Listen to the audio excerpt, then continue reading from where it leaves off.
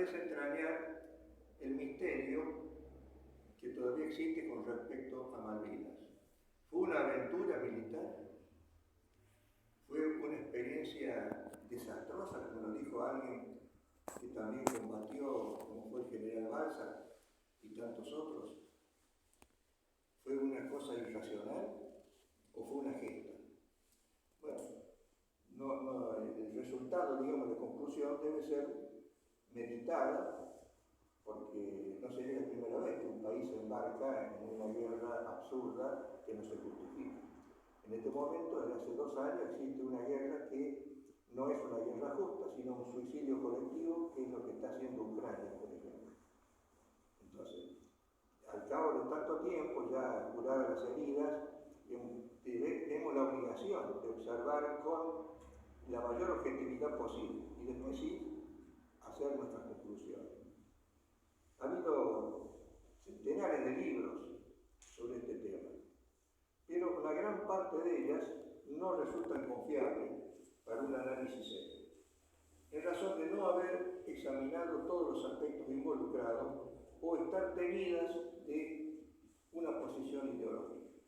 En esta categoría incluimos nada más que, o nada menos que llamado informe Rattenbach, pese a acabar con un total de 17 volúmenes.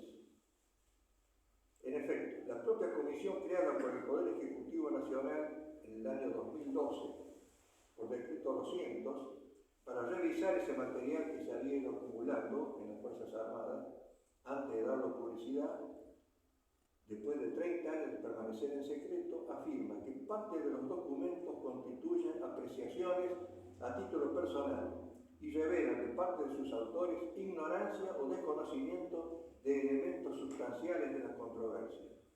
A esto debe agregarse que el mismo presidente de la comisión, teniente general Benjamin Rattenbach, efectúa esta aclaración agregada a mano en el folio 291.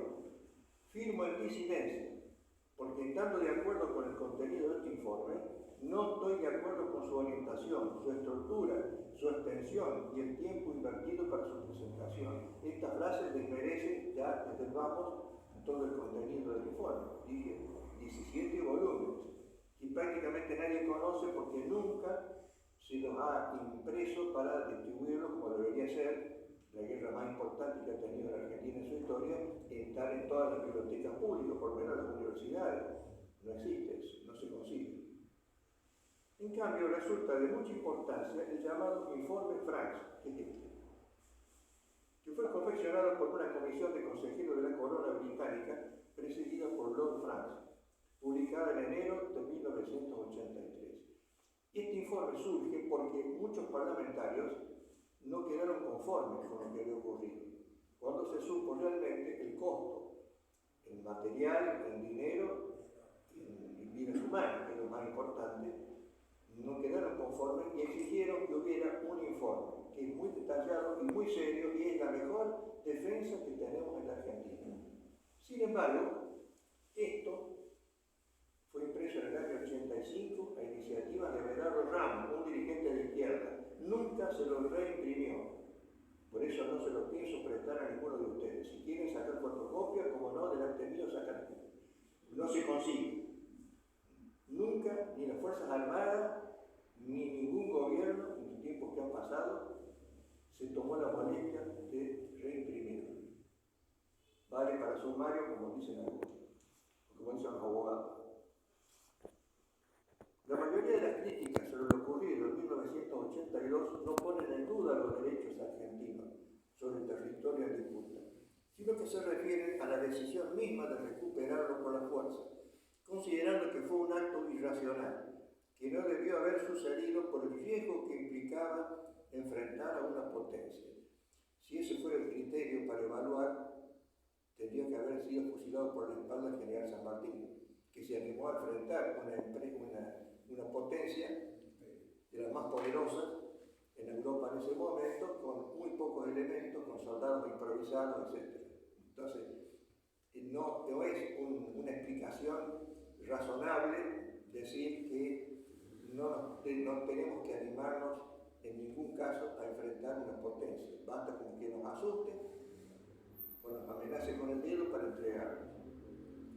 Esto nos lleva a analizar en primer lugar las condiciones para que una guerra pueda llamarse justa. La doctrina clásica, compendiada por Santo Tomás de Aquino, enseña que a veces puede ser justa cuando se cumplen ciertos requisitos y fija las condiciones básicas para que sea admisible: autoridad competente para declarar la guerra, recta intención, medios legítimos y causa justa. Esto está actualizado y compendiado en nuestro Catecismo de la Iglesia, en el punto 2309, que actualiza la doctrina. Sobre este material, el filósofo Catorelli de Córdoba sostuvo que se cumplieron todas las condiciones. El conflicto bélico de 1982 se origina no en las Malvinas, sino en el archipiélago de las Georgias del Sur.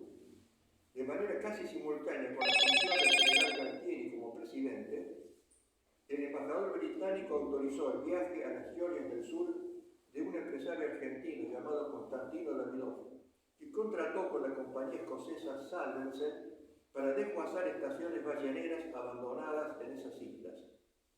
El contrato quedó formalizado por un escribano inglés con vigencia hasta el 31 de marzo de 1983. Por su parte, las autoridades de Georgia del Sur fueron informadas por la empresa Salvensen de Edimburgo que Davidov había comprado el material de esa compañía solicitándole facilitaran la operación. Este contrato molestó al embajador inglés Hunt, que es el verdadero al gobernador. Perdón, ¿qué dije? ¿Empresario? Embajador no. Era el gobernador de las islas Hunt, vinculado al comité de las Islas Malvinas. Falkland Island, uno de cuyos propietarios era el marido de la señora Thatcher. Él me está dictando porque él sabe. Ahora, ¿por qué le preocupaba a Hunt? Porque el único buque de la Marina en la zona era el rompehielos Endurance y ya estaba previsto que dejara el área en mayo de 1982. A su vez, en el mes de junio iba a abandonar también las Georgias la Oficina de Investigaciones Antárticas Británica, que tenía su sede en el pueblo de Gilpique. De manera que los obreros argentinos, con contrato hasta 1983, iban a ser la única presencia en estas islas. El 9 de marzo, Davidov notificó a la embajada que 41 trabajadores partirían. 2 días después, en realidad viajaron 39, en el buque Bahía Buen Suceso, que era un transporte de la Marina, pero dedicado a operaciones comerciales, y en el que no había personal militar ni armas de guerra.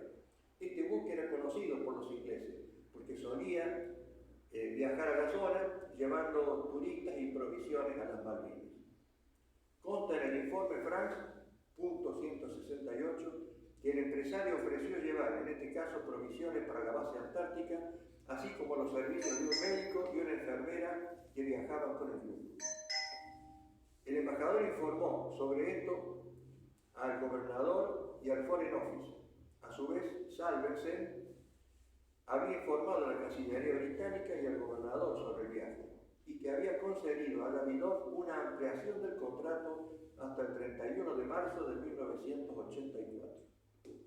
No obstante de conocerse este viaje, cuando el día 19 el grupo de chatarreros desembarcó en Puerto Lake, el gobernador de las Malvinas aseguró que los ingleses de la base científica se enteraron de la presencia argentina al escuchar disparos de armas de fuego utilizadas para cazar renos y que habían izado una bandera argentina. El coordinador general del operativo, no viajó a Davidov, que era un señor Cacase, admitió que la bandera argentina la colocaron los miembros del grupo. No estaba prevista. Por eso no alisaron a ningún mástil, que tampoco había en la zona, sino en la puerta de un galpón que ellos usaban como dormitorio y engarzándola en la punta de un largo remo, de aquellas viejas embarcaciones de 3 metros de largo, lo improvisaron. Y consideraron que era lógico, puesto que ellos eran argentinos, pero sin ninguna intención de provocar nada. Con respecto a los renos, en el diario de la agencia británica, que fue capturado por la Infantería de Marina el 3 de abril, figura que los franceses del yate Isitis fueron los que dispararon sus rifles en Grytviken. Era un grupo de turistas, como solían viajar a la zona, y mataron ciervos.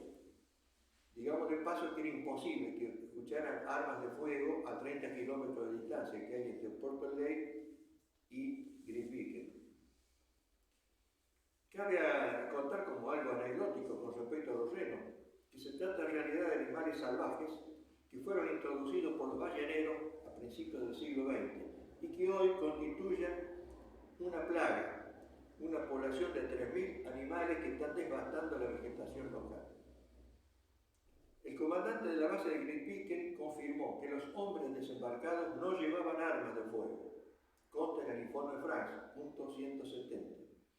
También revela este informe que según un informe de inteligencia británico, olvidé decir que el material que utilizó Lord Grant para esto era el servicio secreto inglés, que tiene toda la información de todas las operaciones que hacen en el mundo, pero concretamente sobre el tema Malvinas.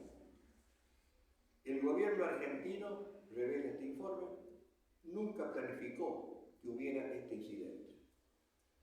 Mientras tanto, el día 21 de marzo zarpó de Malvinas el Endurance, embarcando preventivamente y por orden del gobernador de las islas, 21 infantes de marina, quedando anclados a la espera de órdenes. Simultáneamente, el comandante de la base británica informó a los trabajadores que su presencia era ilegal, porque no habían sellado las llamadas tarjetas blancas de identificación. Y aquí empieza el drama. El canciller argentino, doctor Costa Méndez, pidió que la expulsión se revocara si Davilov ordenaba a sus empleados completar la formalidad, era lo único que hacía falta, hasta Grytviken y hacer sellar las tarjetas. No estaba previsto, porque se emiten las tarjetas con conocimiento de la embajada y eso sería suficiente. Pero bueno, para mayor seguridad, si querían, podían hacerla sellar con una autoridad que no era diplomática, sino militar, estaba estacionada en esta localidad de Grytviken. El embajador inglés estuvo de acuerdo, pero Hunt, el gobernador, sostuvo que las Georgias no estaban incluidas en el acuerdo de 1971 y que debían sellarse los pasaportes, o sea, fue cambiando de acuerdo a la defensa que hacía la Argentina. Justamente respondió al embajador que los trabajadores deben permanecer en Georgia porque se les ha otorgado la documentación idónea. De acuerdo al pacto de comunicaciones firmado en ese año 1971, que fue muy generoso de la Argentina con respecto a las Malvinas, se había establecido que la tarjeta blanca sería el único documento requerido a los residentes del territorio continental argentino para viajar a las Islas Malvinas. También insistió el canciller en que las Georgias estaban explícitamente comprendidas en ese acuerdo, cosa que los británicos habían reconocido en la última reunión pacífica que se hizo antes de la guerra en Nueva York, celebrada un mes antes, los días 26 y 27 de febrero. No habría ninguna duda al respecto. Cabe destacar también que la presencia de estos argentinos no representaba ninguna amenaza, porque no eran militares y además porque en Georgia no había población, solo estaba el personal de investigaciones antárticas y en otras zonas. Mientras tanto, y ahí se va acelerando el drama, el 30 de marzo el encargado de negocios argentinos estaban interrumpidos, recordamos las relaciones diplomáticas, en esos casos se retiran los embajadores y queda un representante de menor jerarquía. Bueno, este representante les informó a la Cancillería que la televisión inglesa había dado la noticia del envío de 2 submarinos nucleares clase Hunter Killer. Uno de ellos había zarpado el día 25 de marzo desde Gibraltar, noticia confirmada por el New York Times, y que interpretaba que el gobierno había optado por el endurecimiento frente al caso Georgias. El punto 213 del informe France reconoce que el día 29 la primera ministra dispuso el envío de un submarino nuclear en apoyo del Endurance y que se prepararía un segundo submarino. Así estaba confirmada la noticia. Recién el día 23, el cariz que tomaba el incidente, el gobierno argentino le advirtió al embajador Williams que si no se aplazaba la amenaza de retiro forzado de los obreros, se tomaría como un ultimátum que originaría una reacción por parte de nuestro país. ¿Qué significa esto en términos diplomáticos? Que la Argentina se reservaba el derecho de actuar por la fuerza. Todas las fuerzas armadas del mundo tienen los llamados planes de contingencia, en base a las hipótesis de conflicto, para no ser sorprendidos. Esos planes van a ser actualizados en caso necesario, si no quedan archivados por las dudas para tener, por ejemplo, todos los mapas actualizados, el informe de las posibilidades de ataque, cómo reprimirla, la cantidad de fuerza necesaria, etc.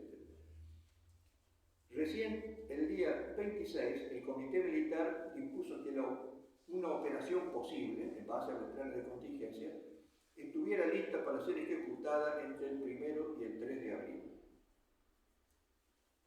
El 28 de marzo zarparon los buques argentinos que llevaban la fuerza de desembarco preparada para ocupar Malvinas, pero únicamente para actuar si no se recibió una respuesta satisfactoria. El informe Frank, en el punto 230, comenta que el día 31 el grupo de inteligencia inglés estimaba que el objetivo del gobierno argentino era persuadir al británico para que reanudara las conversaciones sobre la soberanía y que no deseaba ser el primero en adoptar medidas bélicas. El objetivo fijado era realizar una ocupación incruenta y que quedara en las islas una pequeña guarnición para forzar de inmediato al adversario a entablar una negociación seria bajo el mando de las Naciones Unidas. El objetivo se cumplió. No se produjeron bajas entre los soldados ingleses. Y el único fallecido en el enfrentamiento del día 2 de abril fue el capitán de corbeta Pedro Giaquino, que encabezaba el grupo del ataque. Asimismo, el día 3, la fuerza de desembarco comenzó el repliegue de las tropas argentinas de acuerdo a lo que estaba previsto. Iba a quedar una pequeña guarnición. Ahora analicemos entonces estos datos. Si nuestro país hubiera tolerado el desalojo por la fuerza, o hubiera accedido a evacuar a los obreros bajo amenaza, o hubiera aceptado el visado de pasaportes, que no sea de más porque no, obviamente los obreros no tienen pasaporte, no los llevaban, así que no sé cómo se hubiera... Capaz que no tenían. No lo tenían, por supuesto. Bueno, pero suponiendo que ocurriera todo eso, esto habría significado una verdadera aplicación del derecho de soberanía sobre el Atlántico Sur. Recordemos que llevaban varias décadas de conflicto diplomático.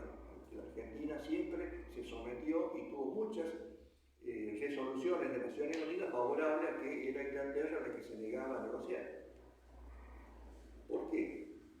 Si aceptaba todas estas exigencias, por aplicación de lo que se llama la doctrina de Tocqueville, reconocimiento tácito de derechos.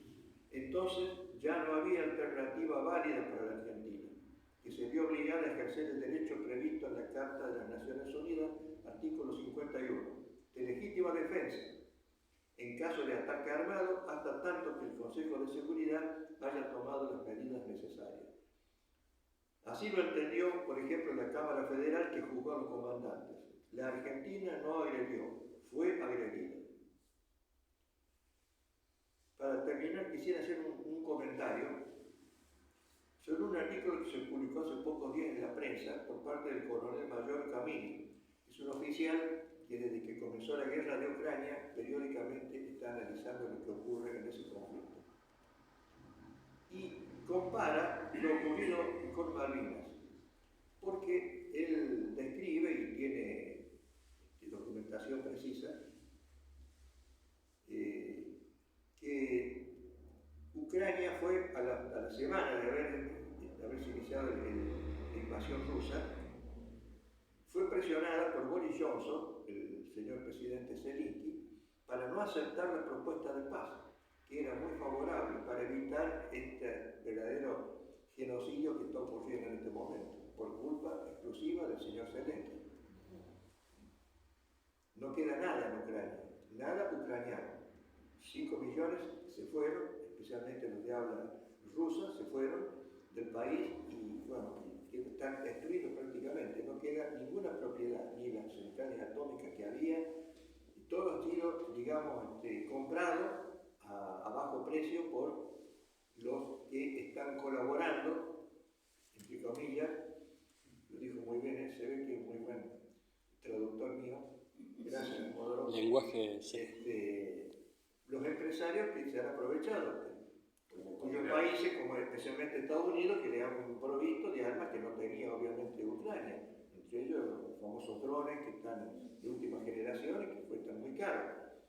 No les sirve nada más que para pelear un poquito y bueno, causar algunas bajas. En realidad, el grueso de los que están combatiendo y muriendo en Ucrania no son ni ucranianos ni rusos, son mercenarios, algunos argentinos que están combatiendo ahí a cambio de un sueldo. Esa es la realidad, pero bueno. Y entonces compara esta situación con lo ocurrido en Malvinas, cuando la señora Thatcher dice, para evitar el acuerdo de paz que había propuesto el presidente peruano, ordena al submarino Conqueror que hunda al crucero Belgrano. Yo me permito disentir porque es la propuesta que había hecho el presidente Belaúnde Terry, que era muy allegado a la Argentina, era muy favorable a nuestro país, contaba con el apoyo del presidente Reagan, por lo cual Inglaterra no podía negarse. Hasta ahí es cierto. Ahora, ¿por qué no se lo aceptó? Pasaron 24 horas y ahí debemos reconocer un error que en este caso es institucional. Porque la jefatura de Estado en Argentina había dejado de ser unipersonal y se transformó en triunvirato. El general Gantini era el presidente de la República, lo cual le significaba únicamente ser jefe de gobierno, pero subordinado a la Junta. Y en la Junta Militar, a su vez, cada uno de los comandantes de jefe tenía obligado a consultar con los mandos de las fuerzas respectivas. Eso hizo que se demoraran 24 horas. Todo esto el presidente llamaba Belaúnde Terry a cada rato a las 2 de la mañana, hablaba con Galtieri, que estaba a favor, convencido por Costamagna, que era un gran diplomático, de la conveniencia para la Argentina, porque iba a terminar en el acto las hostilidades y se formaba un comité de 4 países neutrales para administrar las islas sin la presencia inglesa, hasta que en un año, a más tardar, se llegara a una solución, que iba a ser popular en Argentina por derecho internacional. O sea que realmente fue una oportunidad extraordinaria que la Argentina la perdió por esta demora, porque recién a las 7 de la tarde del día 2, o sea, después que iniciaron las actividades efectivas de los ingleses y del bautismo de fuego de la Fuerza Aérea, recién se reunió la Junta Militar en disposición para aceptar cuando llegó la noticia del hundimiento de Belgrano y ahí fue imposible evitar la guerra. Esa, por lo menos, es mi opinión. Pero, de todos modos, en la Convención Constituyente de 1994, por unanimidad, se aprobó la disposición transitoria primera, que establece el derecho imprescriptible a la soberanía sobre Malvinas por parte de la Argentina, y que la recuperación y plena soberanía constituyen un objetivo permanente e irrenunciable del pueblo argentino. Bueno, con esta introducción, le agradezco la paciencia, ahora le paso la pelota al que verdaderamente sabe del tema. Muchas gracias.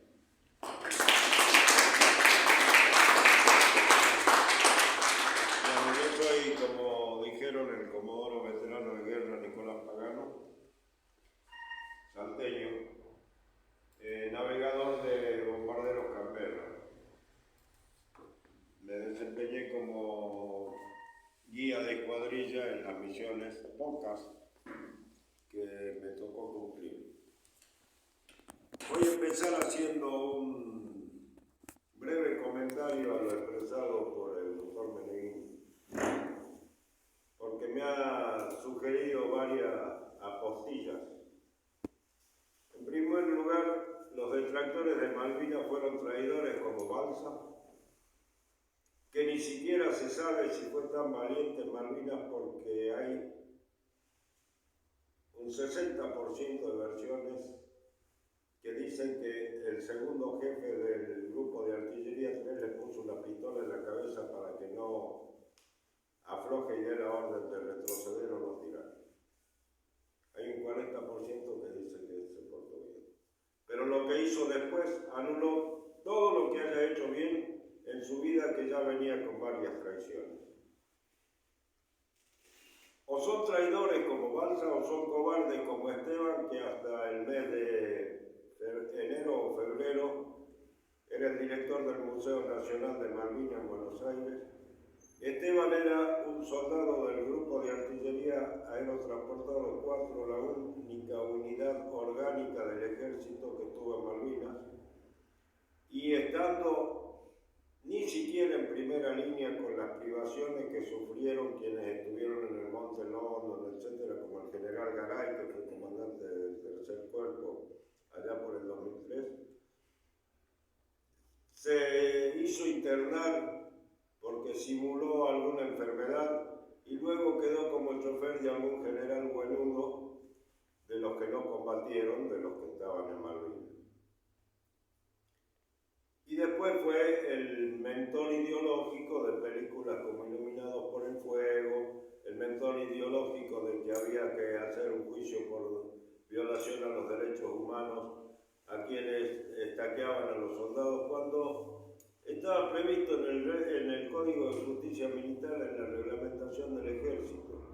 Porque no hay nada peor en una situación de conflicto armado, de guerra, que un cobarde al que hasta que vino la guerra se lo fusilaba para que no contagie al resto, o un indisciplinado al que se lo estaqueaba. No murió ninguno de los estaqueados. Pero claro,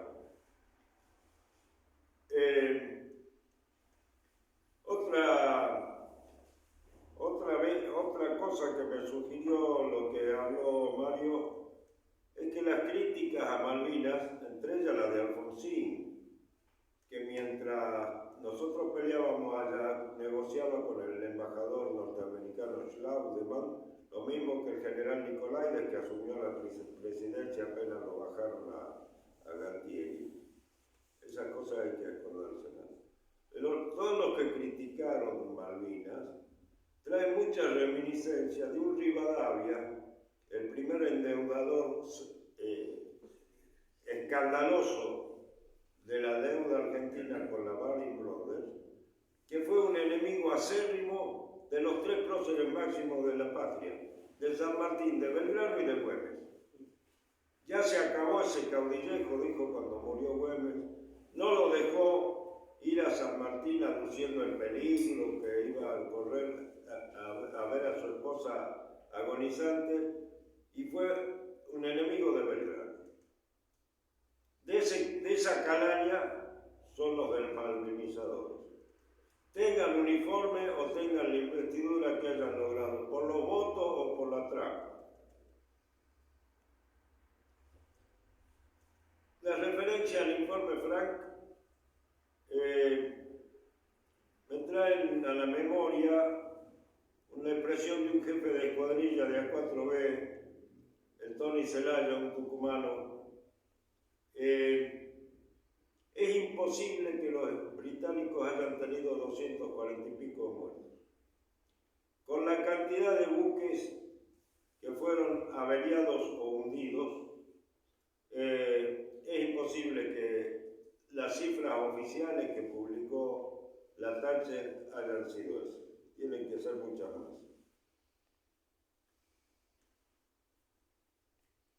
Bueno,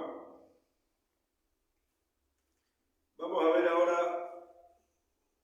en qué situación agarra el operativo Rosario, Azul primero, y denominado Rosario por sugerencia del teniente coronel Zaineldin al contraalmirante Busser, que era el comandante de las fuerzas de desembarque.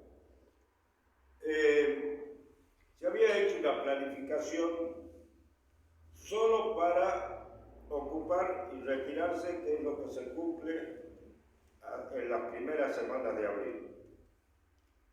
Valga lo que yo pensaba en la época. El 30 de marzo había habido una represión a una manifestación obrera en Buenos Aires. Había habido 2 muertos. En esa época, en Polonia se daba el fenómeno de las rebeliones obreras encabezadas por Lech Walesa, con el apoyo explícito del Papa Juan Pablo II. Yo decía, se lo dije a mi mujer, se lo dije a mi padre que fueron en Semana Santa para Paraná, si se recuperaron las Malvinas. La doctrina desmalvinizadora habla de la invasión argentina a las Malvinas el 2 de abril y en muchos medios eso se repite como una cantinela frecuente. A mí me da vergüenza que un gobierno de las Fuerzas Armadas haya reprimido obreros que en una manifestación que no era un quilombo y después arruguemos frente a los militares. Las cosas no se dieron así. Con el diario del lunes uno piensa que podría haber sido, pero la Thatcher se encargó de arruinar todo ex profeso por los intereses de la Royal Navy y por los intereses sobre todo de la Falkland Island Company. El ejército estaba con tropas recién incorporadas, pero pudo llamar a las filas a la clase anterior. La Armada, hoy es el día de la Armada, 210 años del combate en Montevideo. Primer triunfo de la Argentina, pero no primer combate de una flotilla argentina, porque la primera flotilla fue creada con las donaciones de Francisco de Gurruchaga, un salteño que murió en la miseria, pero no había capitanes avesados, aunque ya se foguearon en ella Buchardo y Espora. La Armada se dice que cobardemente no operó en las horas previas al 1 de mayo, sobre todo con el portaaviones. Primero, en la recuperación, la Armada hizo una operación impecable. Tengo el orgullo de tener un primo comandante del submarino Santa Fe que desembarcó a los primeros buzos tácticos y comandos anfibios que marcaron el lugar para el desembarco del grueso de la fuerza que venían en el buque de desembarco de tanque San Antonio y en el destructor Santísima Trinidad. El 1 de mayo, o en la noche, no pudieron despegar los aviones del portaaviones que hubieran asestado un buen golpe a la fuerza, porque había cero viento. Y el avión no despega cargado con bombas de una pista corta como la de un portaaviones si no tiene viento en contra suficiente. Entonces, por más que le dieran chaucha y remaran los tipos, no había viento y no pudieron despegar. Dejarlos en la zona de operaciones hubiera sido un suicidio, porque estaban los submarinos.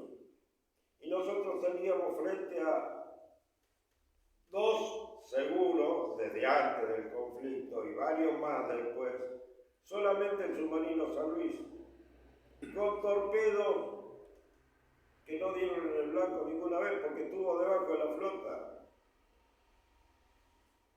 Así que hay que sacársele el sombrero, en especial a los infantes de marina, del batallón de infantería de marina 5, comandado por el capitán de fragata Robacio en ese momento. A los pilotos de A4Q que operaron desde tierra con aviones, en muchos casos con los cartuchos de los asientos inyectables vencidos, y a la humilde tripulación de un barquito, el alférez Sobral, que estuvo 5 días buscando a los tripulantes del primer avión de nuestro escuadrón que fue derribado el 1 de mayo, el teniente Pituso de Ibáñez y el navegador, el primer teniente Coqueina González, digo los apodos porque era como nos tratábamos,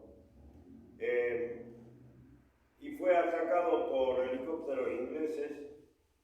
Respondieron con las armas, murió su capitán, el capitán de corbeta Gómez Roca, y 7 tripulantes más. El buque quedó al garete, fue evacuados los heridos por un helicóptero de Fuerza Aérea y remolcados por otro buque a Puerto Deseado.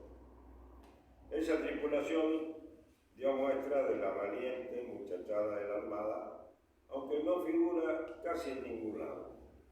Digamos además que un hermano del capitán Gómez Roca, comandante de avión Neptuno, voló con acuerdo de toda su tripulación 1 hora más allá del momento en que tenían el combustible para regresar seguros al Río Grande, buscando de noche náufragos del Belgrano, que si ellos no hubieran volado mucho más allá de lo que permitían las reglamentaciones y los manuales operativos del avión, hubieran tardado mucho más en encontrarse los náufragos y hubieran muerto mucho más que los 323 que murieron.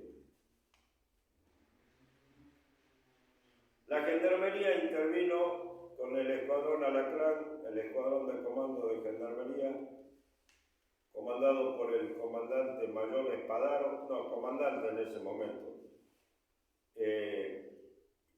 y en el que intervino gente que vive ahora en Jesús María, y del que murió un alférez cordobés, egresado del Montserrat, el subalférez Nasif, egresado, ascendido por muerte. La Prefectura Naval intervino con aviones de Caiván para hacer exploración cercana y transporte entre las islas, porque es un avión de despegue y aterrizaje corto, pero además intervino con 2 guardacostas, uno de los cuales el río Iguazú, trasladando cañones para el grupo de artillería 4, una batería que fue destacada a Pradera el Ganso para hacer defensa terrestre de la base aérea militar Cóndor, operada por Fuerza Aérea para los aviones Pucará. En el trayecto, llegando ya al istmo de Darwin, fue atacado por Harrier. Fue muerto el operador de la ametralladora, el tirador de la ametralladora, y fue reemplazado por otro cabo que no era tirador de ametralladora y derribó un Harrier.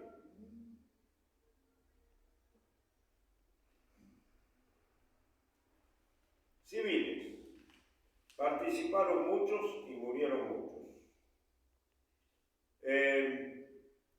Tripulantes civiles de un buque que, como el Bahía Paraíso, era de transporte naval, el río Calcalañá, en el estrecho de San Carlos, atacados llevando provisiones a los destacamentos de ejército en Bahía Fox.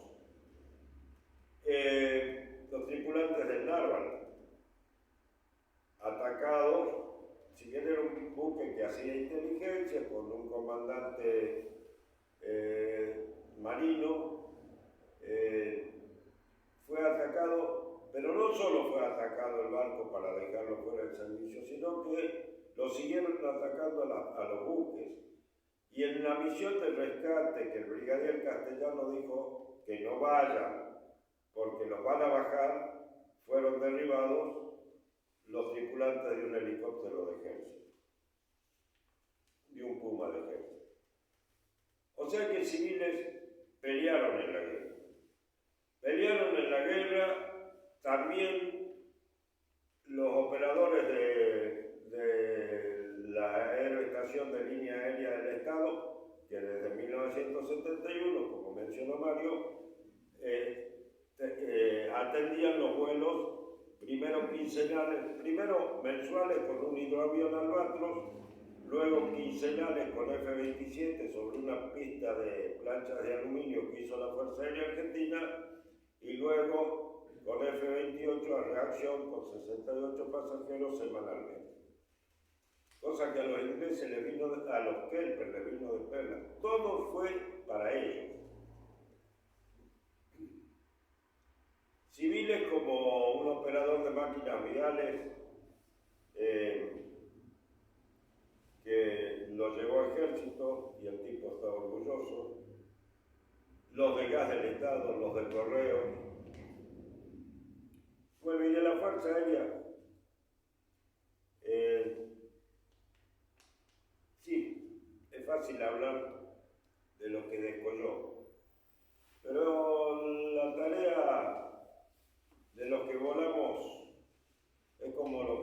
sale del aire.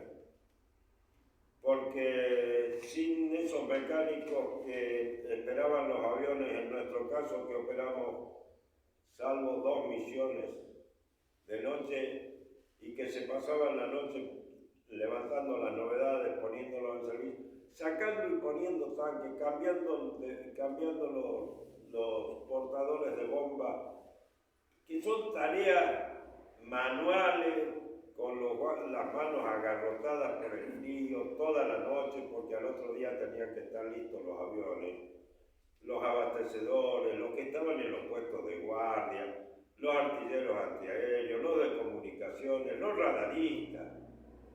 Hay que sacársele el sombrero a esa gente. Y ninguno de los que volamos deja de mencionarlo, porque ellos han sido los que han permitido. Si al avión no le cargan combustible, por más cojones o coraje que tenga el piloto, ¿qué va a salir? Pedaleando, aletea.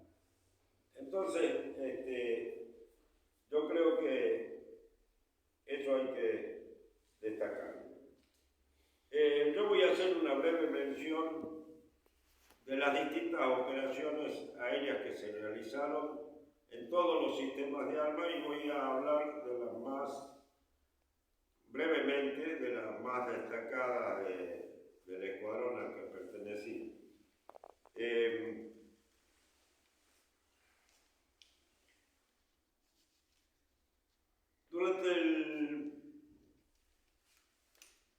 Dado el bloqueo que se produce por la resolución británica de considerar hostil a todo buque que se acercara a Malvinas, que saliera de las 12 millas de la costa argentina,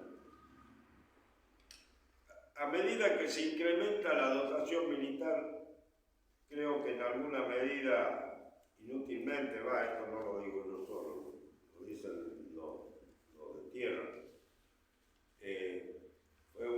fueron algunas decisiones un poco atropelladas.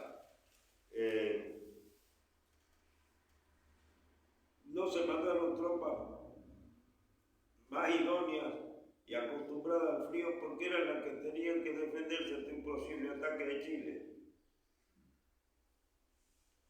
Porque era verosímil que se produjera. El pueblo chileno será todo lo bueno que quieran, cantan lindo, las chicas son simpáticas, pero la dirigencia masónica y pro-británica. Pinochet comulgaba, pero era masón. Y fue un traidor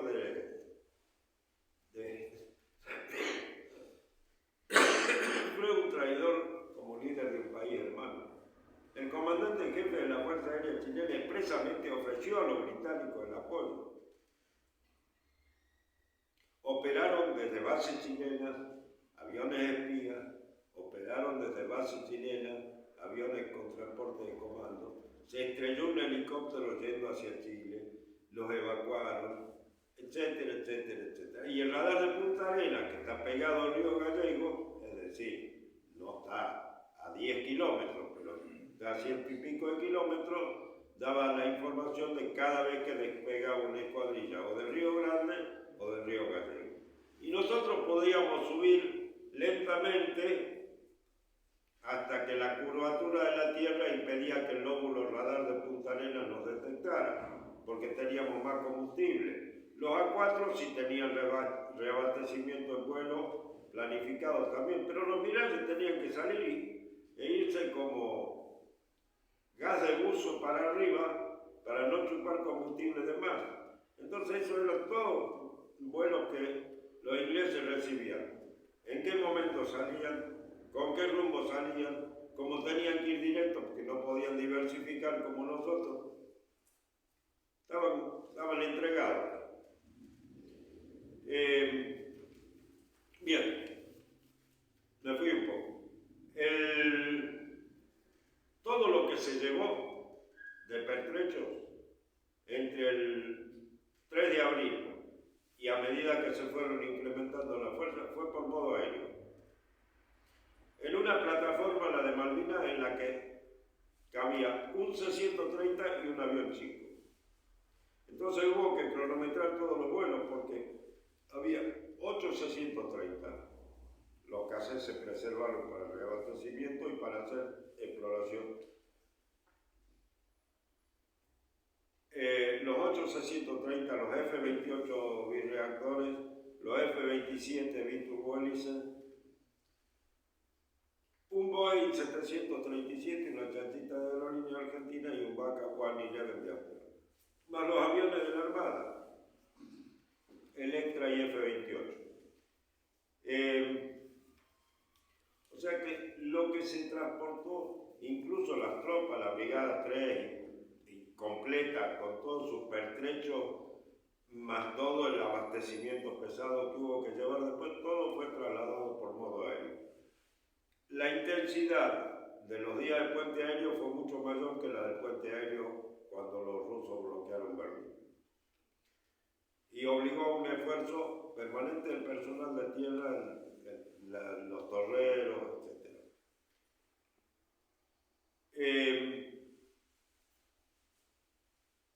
El 1 de mayo se produce el ataque de un Vulcan a la pista con 21 bombas de 500 kilos, de las cuales solo una pega en la pista. Mueren 2 soldados de Fuerza Aérea y no hay otra baja en la base aérea militar Malvinas ni en las inmediaciones del puerto argentino. A las 8 de la mañana bombardean Darwin, la base aérea militar Cóndor, y ahí muere el teniente Jukic y 7 suboficiales que nos estaban asistiendo, porque los Pucará estaban siendo evacuados a la isla Borbón y a uno se le quiebra la pata porque se mete en un pozo. Cabe destacar que despegaban de una cancha de carrera cuadrera en diagonal porque era la única pista disponible, no había otro lugar. Y no se podían quedar ahí, no podían estar en Puerto Argentino porque no se podían amontonar aviones y no podían operar en otro lado porque no había más pistas, salvo Borbón, ahí de Borbón. El plan de Woodward era que el 1 de mayo se rendía la guarnición argentina y se fueron escaldados. ¿Por qué? Porque la reacción de la Fuerza Aérea fue inmediata y a costa de varios aviones y de varios pilotos, navegadores, les produjo un shock a los ingleses. Ellos creían que con los avioncitos modelo 50, los A4, y con los Canberra modelo 49 actualizados al 60 y pico, hechos por ellos, con bombas que todavía duraban de la época que me vino el material, en el año 70, íbamos a hacer pan comido y que las fragatas misilísticas eran imbatibles. Ya el Sheffield fue atacado el 1 de mayo por una escuadrilla de Mirage 5 de Tandil. Cosa que ellos negaron, pero lo vieron salir humeando. Entonces no se acercaron más durante muchos días, pero sí empezaron a hostigar de noche, toda la noche bombardeando. O sea que a los tipos que estuvieron en Malvinas, yo me les saco el sombrero, porque una cosa es estar como nosotros que estábamos en un casino oficiales, los suboficiales en un casino suboficiales, la tropa que iba a dormir con sus esfuerzos de mantener los aviones de noche, todo lo demás, pero comíamos todos los días calientes, había alerta roja cada rato, pero teníamos cancha de fútbol, mesa de tenis, podíamos hablar por teléfono. Los que estaban en Malvinas, eso sí, los de las 3 fuerzas, y los de prefectura y los de gendarmería y los civiles. Así que se fueron al noreste. La escuadrilla nuestra voluntaria, un jefe de escuadrilla, un cordobés, Martínez Villada, el Puma se ofreció ofreció a la escuadrilla voluntaria y nosotros lo retamos porque no nos preguntó, aunque estuvimos de acuerdo, para salirle a los buques que traían pertrechos, a los buques logísticos, a hacer la interdicción antes de que lleguen a la zona del teatro de operaciones. Y así desplegamos 2 veces a Mar del Plata. Yo no conocía Mar del Plata, la conocía, gracias a él. Pero los buques se iban muy lejos. Tan lejos se iban que no teníamos cartas nosotros. Entonces, como era el mar y todo el mar es igual, lo único que hacíamos era dibujar los meridianos y los paralelos con un sistema constructivo. A mí me ayudaba el más antiguo de los navegadores, que murió hace 2 años, con cartas hechizas, sin GPS, sin inercial. Inercial tenían los reabastecedores, los KC-103. Omega, que es un sistema de navegación de onda de radio muy baja frecuencia, tenía uno 12-130 y un avión por escuadrilla, que normalmente lo usaba el número 3, que el jefe de sección, los A4. Los Dagger, lo más elemental tenía.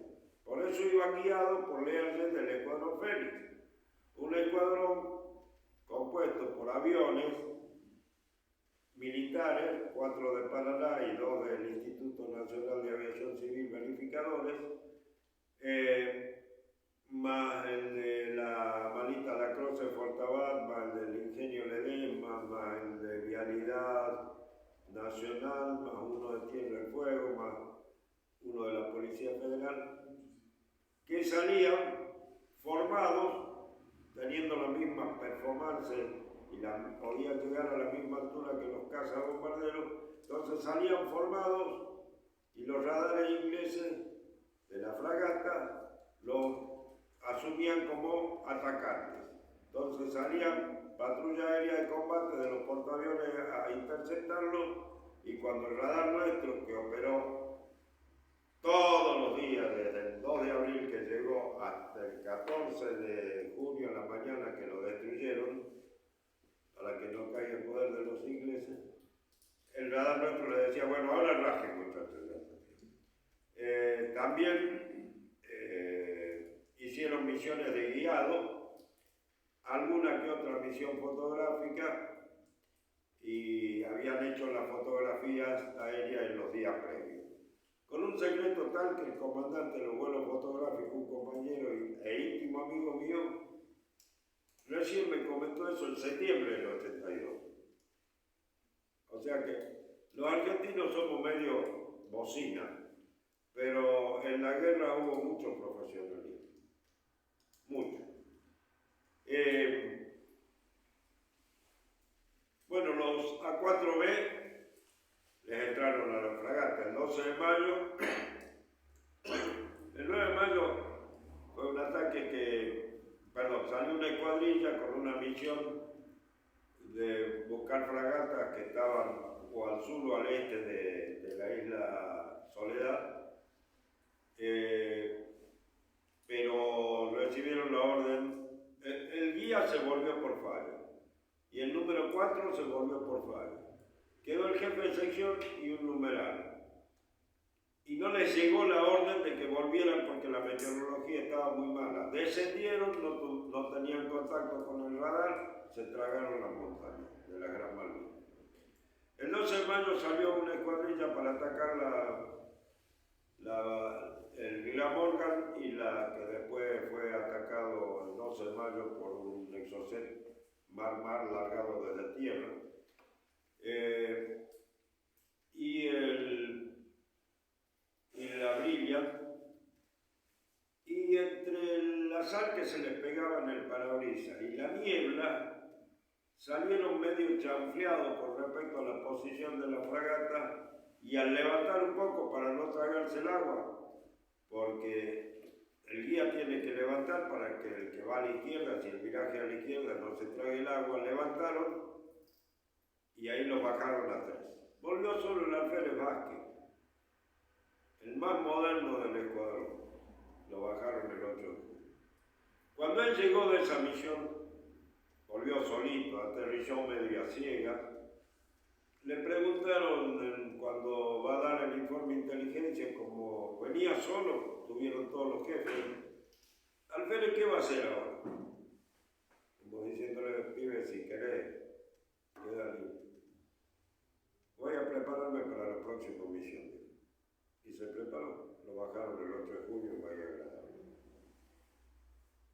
Esa escuadrilla, el jefe era un compañero mío, hijo de un humilde operario civil de la fábrica de aviones, el negro Busto. Le decíamos el chupetín de Brea, porque era morocho, cabeza redonda y siempre bien peinado la gomina, así que era como un chupetín de esos de Coca-Cola.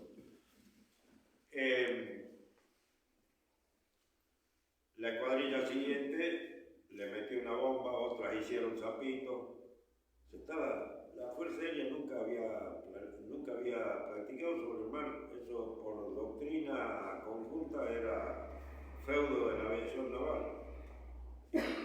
Todo para nosotros era nuestro, menos el adiestramiento, que era muy bueno. Se desculó, se concluyó que no era conveniente mandar de a 4 los aviones, sino de 3 como máximo los cazabombarderos. Pero no podían operar de noche, entonces la fragata de noche, hasta que los Hércules, que cruzaron durante todo el conflicto hasta el 13 de junio a las 20 horas, hasta que los Hércules llevaron 2 cañones Softman de 155 milímetros que tenían un alcance parecido a la fragata, entonces las fragatas ya no fueron tan corajudas.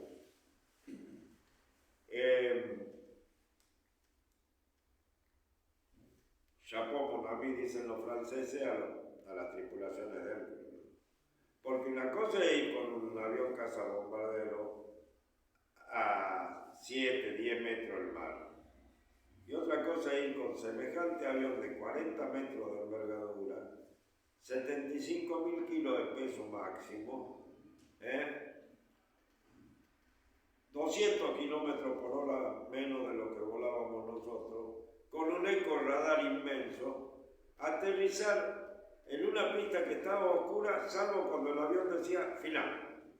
Y ahí le prendían 2 balizas al comienzo de la pista y 2 al final, nada. Y la mayoría de las operaciones eran de noche. Una de esas tripulaciones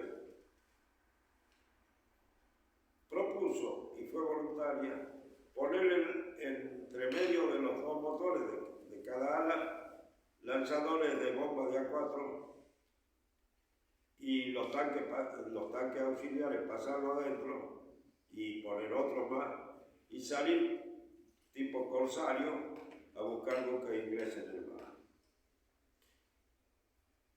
Le vendieron un susto a más de uno y se encontraron con buenos sustos porque los buques de transporte nunca iban solos, siempre iban con alguna fragatita misilística.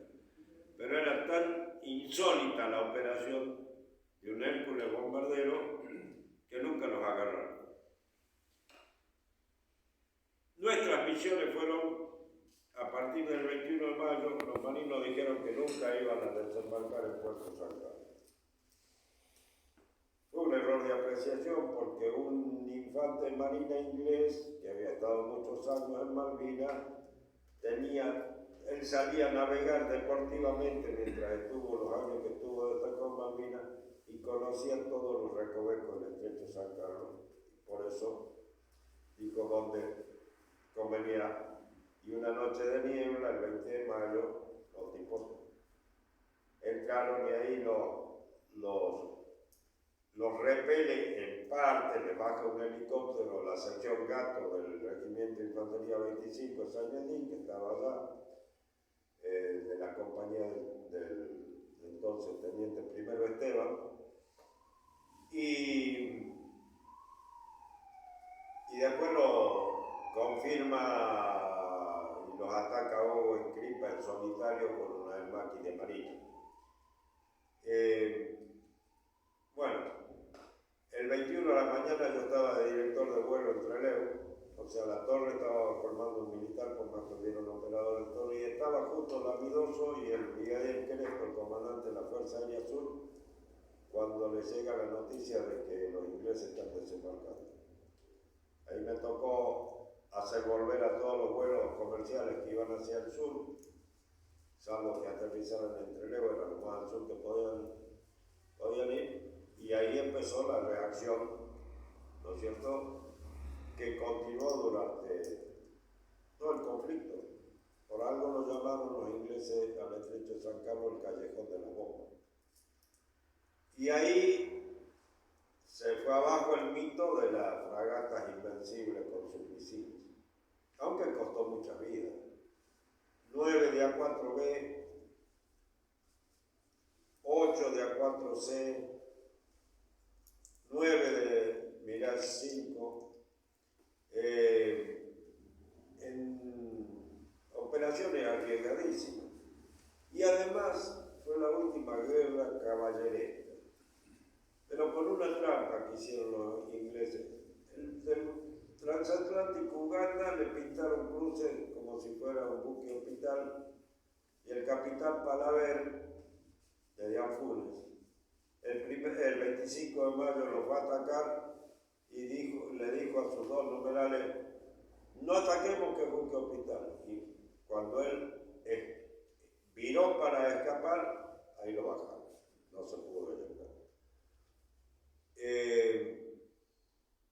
Y lo bajaron al número 3 también, quedó un teniente salteño solo, el Chango Galo.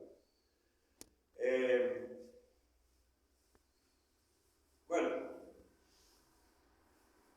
el 25 de mayo también un compañero mío de Villa Dolores le metió una bomba al destructor Coventry, un destructor gemelo al Sheffield, y la bomba no explotó, pero el alférez Barrio Nuevo le dijo: entraron las 3, señor, entraron las 3. ¡Hija, carajo!, dijo el Mariano. Y lo que hicieron, no explotaron. Quisieron desactivar la exponente y los ingleses dieron un espectáculo de fuegos artificiales que duró 20 horas. Ahí solo murieron más de 25 personas, así que las misiones nuestras fueron de noche. El Canberra nunca había operado de noche en formación. En ninguna fuerza aérea de las 15 fuerzas aéreas que lo tuvieron, varias de ellas en Latinoamérica. Los chilenos después de la guerra como premio, como pago. Pero los tenía Perú, los tenía Ecuador, los tenía Venezuela, los tuvo Argentina y los tuvo Estados Unidos también. La India, Australia, la Nueva Zelanda, la Real Fuerza Aérea Inglesa. Entonces, como forma de subir la moral y contrarrestar el cañoneo, porque era imposible que ataquemos una fragata. La distancia para lanzar la bomba, yendo bajo, hubiera hecho que nos bajen antes de que la bomba pudiera ser lanzada. Entonces era perder un avión y una tripulación al divino puente. Por lo tanto, nos ordenaron practicar formación nocturna, porque si iba un avión antes y otro después, el primero alentaba y el segundo era pichón derribado.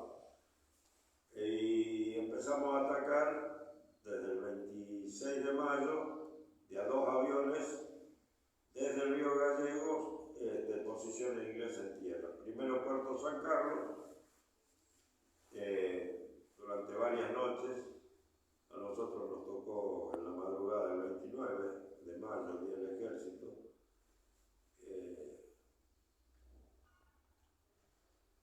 No había tanto peligro por no nos enteramos. Porque una de las cosas buenas de la guerra es no enterarse. De guerra electrónica no sabía un carajo. Entonces no le teníamos miedo a las contramedidas. Algunos habrá sido presionados por cosas que eran. Por otro lado, el radar nuestro tenía un jefe y unos oficiales, casi todos tenientes y alféreces. El jefe era un mayor, 8 promociones anteriores a la mía. Silva, que era un capo. Nunca lo pudieron, ellos tenían misiles antirradar con los Vulcan. Nunca lo pudieron porque siempre se daban cuenta de alguna forma y lo apagaban un cachito y los misiles se iban a la mierda. Así que operó todos los días. El problema de noche rasante era chocarse en un cerro porque tenía un radar de navegación, no de evitación de obstáculos que nos marcara el perfil del terreno de adelante, sino teníamos un radar de navegación que nos decía cuál era la velocidad real respecto al suelo y si derivábamos o no. Y con eso calculábamos pico al ojo, no, con un compás, sobre la carta, y entonces yo le decía al piloto, subamos a 1000 pies y después bajemos a 500 pies y ahora bajemos a 100 pies y después subamos para bombardear a 350 pies. Pero siempre había que hacer un viraje ante el lago y el avión que iba formado por ahí nos perdía en la nieve. Entonces el compañero mío que venía del número 2, desde que empezamos a bajar, la sensación que él tenía era que él venía haciendo toneles para un lado y para otro, para no enrocarse del todo. Pero esa era la sensación que él tenía. El navegador de atrás le decía, le miraba el horizonte, miraba el antímetro, miraba los instrumentos motor para que el otro trate de encontrarnos a nosotros, le decía, tranquilo, enano, vamos a tal velocidad, no estamos perdiendo altura, está con el horizonte alineado, tranquilo, enano. Pero cuando nos metimos en la niebla, el que venía formado a la derecha nos pasó o por arriba o por abajo, no lo sabemos, de manera tal que cuando lanzamos la bomba, la de ellos explotaron a la izquierda y la nuestra acá a la derecha. ¿Por dónde nos pasó? Dios sabe. ¿Por qué no nos chocamos? Dios lo sabe. Y volvemos. Después hubo otro tipo de misiones que fue bombardeo en altura. Nos pidieron que se hiciera una a 13.000 metros. Hubo 3. 2 de esas llegaron al lago. Una escuadrilla en 3 aviones y otra de 2 detrás. Yo era guía de la segunda escuadrilla, de la escuadrilla. Teníamos que ir, la orden fragmentaria, que es la orden que viene abreviada, que es cómo se va a llamar la escuadrilla, cuántos aviones, con qué carga de combustible, con qué configuración de armamento, y el itinerario nos decía que teníamos que salir de Gallegos, ir a la isla San José, que en la terminología inglesa es isla de Weddell, y de ahí a un punto que estaba a 30 millas al norte, o sea, 50 y pico kilómetros al norte de la desembocadura norte del estrecho de San Carlos. Cuando yo veo, le digo a mi piloto, yo por ahí no. El jefe de escuadrón que estaba cerca, ya había salido en misión, él hizo la primera misión de asalto. Dice, Nicky, ¿vas a ir por donde dice la hoja de misión? Ni por puta, le digo. ¿Cómo? A ver, Odín, le dice al piloto mío que era el jefe de escuadrilla, el indicativo era Odín. Odín, decirle a Nicky que vaya por donde. Yo voy por donde me dice mi navegador.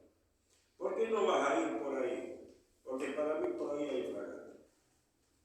Así que, no, pero hay que atacar contra el rumbo. Y si yo voy a hacer un viraje más corto y vamos a atacar con el rumbo que dice la orden. Eso sí, porque por algo está. El guía de la primera escuadrilla, que era un mayor, yo era primer teniente en esa, le dice el pastor, el chajá era el indicativo, che, Carigoma, era un mayor, le dice, ¿por dónde va él? Ah, yo por donde dice la hoja de misión. Digo, subimos al micrito que nos llevaba a la plataforma y me dice, oiga, Nicky, ¿por dónde va él usted? Yo voy por acá, yo también. Fue mucho más diplomático que yo.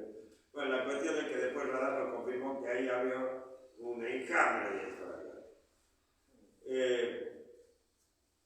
Bueno, tiramos, un Harrier se nos puso a la cola empezó a descontar distancia. Y la alférez que operaba el radar empezó.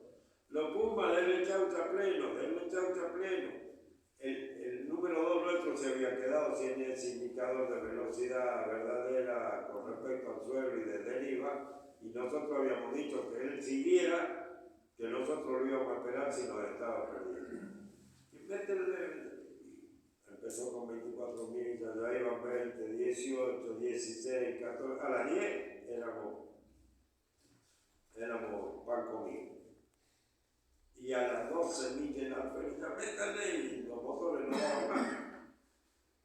Y agarra Silva y dice, métanle, pero tranquilo porque se van a volver al portaaviones, no le va a alcanzar el combustible, se volvieron. Pero lo tenían calculado, lograron establecer trayectoria en los buques usando el radar.